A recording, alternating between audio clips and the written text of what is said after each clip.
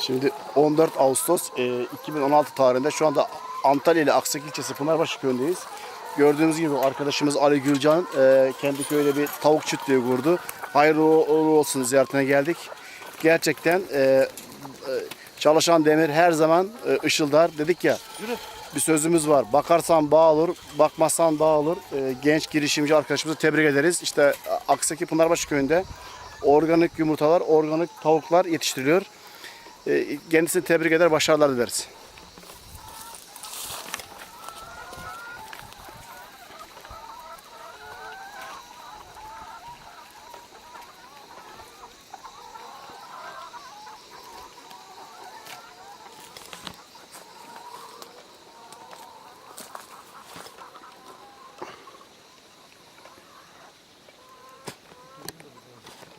Yarın yapacağız ya.